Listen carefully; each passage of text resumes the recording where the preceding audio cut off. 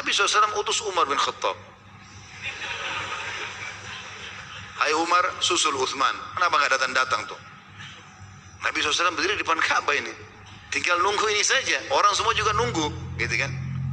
Maka Umar bin Khattab datang. Pasti pada depan rumah Uthman, tidak pakai banyak bicara. Hai Uthman, mana kunci Ka'bah? Pada saat mendengar suara Umar, ibunya ketakutan. Ya Rasulullah, Ya Hadi, Ya Bashir, Ya Tabib. Uthman bin Talha memegang kunci Ka'bah dan dia turun-temurun dari kakek-kakeknya, dari keturunan Abdiddar. Nabi SAW mengatakan, hai Uthman, pergilah ke rumahmu, ambil kunci Ka'bah, bukakan, saya ingin masuk. Maka Uthman pun pergi ke sana, ke rumahnya. Kebetulan di rumahnya ada ibunya Uthman, tapi masih dalam keadaan kafir ibunya. Dan dia yang pegang kunci Ka'bah. Waktu Uthman pergi ke Madinah, masuk Islam, sama Amr bin As dan Khalid bin Walid radhiyallahu anhu ajma'in, maka yang pegang kunci ibunya. Lalu Uthman mengatakan, wahai ibuku, Rasulullah SAW memerintahkan aku untuk mengambil kunci Ka'bah dan kemudian membukanya. Kata ibunya, wahai Uthman, apakah engkau tidak mengingat kejadian antara dirimu dengan Muhammad mengenai kunci Ka'bah? Ibunya mengingatkan dia. Apa kejadian teman-teman sekalian? Waktu Nabi SAW masih di Mekah dulu, masih awal-awal dakwah, Uthman bin Talha ini termasuk tokoh Quraisy. Dan dia membenci Nabi SAW sebelum masuk Islam, di awal-awal Islam dulu. Dan Nabi SAW pernah mengatakan, hai Uthman, izinkan aku masuk ke dalam Ka'bah. Kata Uthman, tidak mungkin aku bukakan untukmu. Demi Allah, aku tidak akan membukakannya untukmu dan membiarkanmu masukinya selamanya, kata Uthman. Kata Nabi SAW, wahai Uthman, bukakan sebelum kunci Ka'bah berada di tanganku, dan aku akan berikan kepada siapapun yang aku inginkan. Ini kejadian di Mekah sebelum Uthman masuk Islam dulu, ya.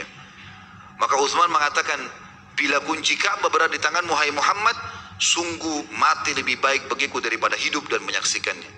Tapi ini cerita sebelum masuk Islam. Sekarang Uthman sudah Muslim, gitu kan? Ibunya mengingatkan itu. Kau lupa perkataanmu dulu sama Muhammad.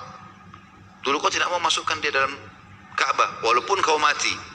Kata Uthman, walaupun ibuku. Itu di zaman dulu, bukan sekarang. Ya.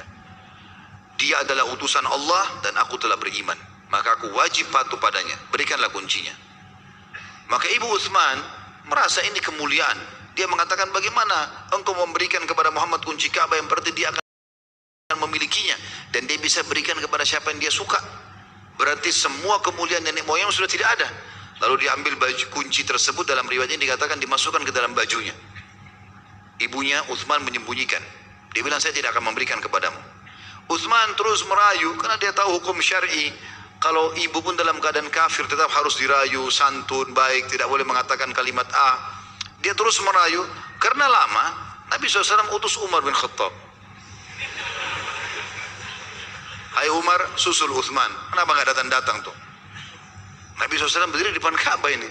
Tinggal nunggu ini saja. Orang semua juga nunggu, gitu kan? Maka Umar bin Khattab datang. Pasti pada depan rumah Uthman, tidak pakai banyak bicara. Hai Uthman, mana kunci Ka'bah? Pada saat mendengar suara Umar, ibunya ketakutan. Lalu dia segera dia keluarkan kunci, dia kasih. Hai Uthman, kasihlah. Daripada nanti Umar membongkar rumah kita. Gitu. Pada saat itu akhirnya pergilah Uthman membawa kunci tersebut ke Nabi SAW. Kemudian membukakan pintu Ka'bah. Pada saat itu, waktu diberikan kunci tersebut, Nabi SAW mengetahui serta mengingat sebenarnya perkataan Uthman. Waktu sebelum masuk Islam, dulu pernah mengucapkan itu. Maka Nabi SAW tidak menyinggungnya. Dan ini sebuah adab syar'i. Hal itu dulu masa jahiliyah, masa bodoh. Belum mengerti. Seperti kita mungkin punya teman-teman dulu sama-sama zina lah, apalah, mabuk. Sekarang sudah sadar sama-sama di pengajian.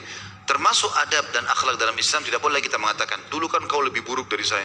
Dulu kan kamu begini, kamu kan juga begini. Itu dulu, sekarang orang ke depan. Tidak perlu kita lihat masa lalunya seseorang. Maka Nabi SAW tidak singgung, tapi Nabi tahu, melihat matanya Uthman seperti sedikit takut dengan kalimat itu. Jangan sampai Nabi SAW mengingatkan kembali. Tapi Nabi tidak mengucapkan, mengatakan, hai Uthman, bukalah, aku akan masuk. Dibuka. Setelah selesai, Nabi SAW memegang kunci Ka'bah. Dan waktu itu Abbas bin Abdul Muttalib paman Nabi SAW mengurus Masjidil Haram dan jemaah haji. Maka dia ingin mengambil kemuliaan tersebut sambil dia mengatakan, ya Rasulullah, gabungkanlah padaku pengurusan Masjidil Haram, jemaah haji, dan juga kunci Ka'bah. Maka Nabi SAW bersabda dengan sabda yang masyhur, dan ini menandakan juga kemuliaan jiwa Nabi SAW. Setiap muslim harus begini. Maka Nabi SAW mengatakan, tidak hai Abbas, hari ini adalah hari kemuliaan dan bakti. Hari ini hari kebaikan, sebarin kebaikan. Peganglah kunci Ka'bah wahai suku Abdiddar dan suku Syaibah selamanya. Maksudnya sukunya Talha. Lalu Nabi SAW mengembalikan kepada Talha mengatakan, peganglah ini kepada anak keturunanmu. Dan subhanallah sampai hari ini di kerajaan Saudi pun turun-temurun kerajaan Islam.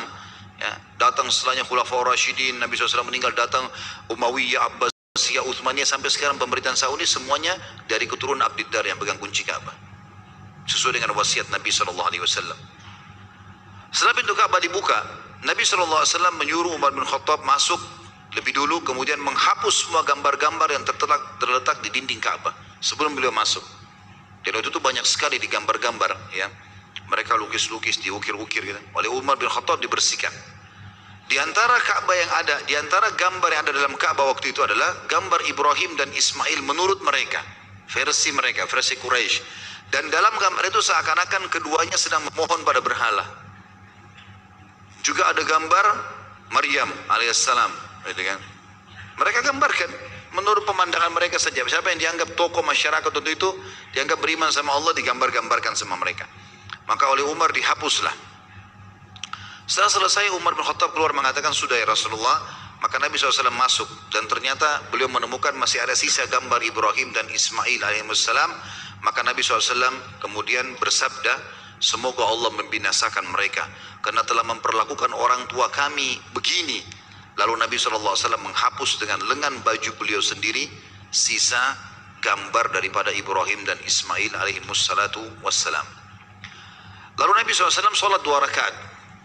Dan waktu itu kebetulan, waktu masuk setelah Umar bin Khattab keluar, Nabi SAW tidak mengizinkan orang masuk kecuali Bilal.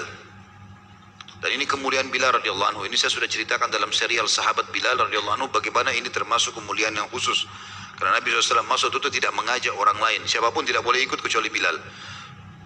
Lalu Nabi SAW sholat 2 rakaat di situ. Dan ini niatnya sholat tahiyat masjid. Tentu teman-teman sekarang kalau mau masuk sholat dalam Ka'bah, ditutup, ada pintunya, nggak dibuka kecuali untuk tamu-tamu kerajaan. Tapi ada di sebelah Ka'bah ada Hijri Ismail yang melengkung, dan ada 3 lampu, itu juga termasuk bagian dari Ka'bah. Sebagaimana sudah pernah kita jelaskan di awal-awal sirah kita, kalau di zaman Abdul Muttalib pernah Ka'bah mau dibangun, tapi karena harta mereka nggak cukup yang halal, maka Ka'bah menjadi kecil dan Hijri Ismail tidak masuk. Di zaman Ibrahim salam sampai ukuran Hijri Ismail. Jadi kalau orang sholat dalam Hijri Ismail sama dengan sholat dalam Ka'bah dan diniatkan untuk tahiyat masjid. Setelah selesai sholat 2 rakaat, Nabi SAW keluar bersama Bilal, dan ternyata di depan pintu sudah ditunggu oleh Abdullah bin Umar radhiyallahu anhu. Dan Abdullah bin Umar ini sahabat Nabi terkenal dengan sahibut ta'assi.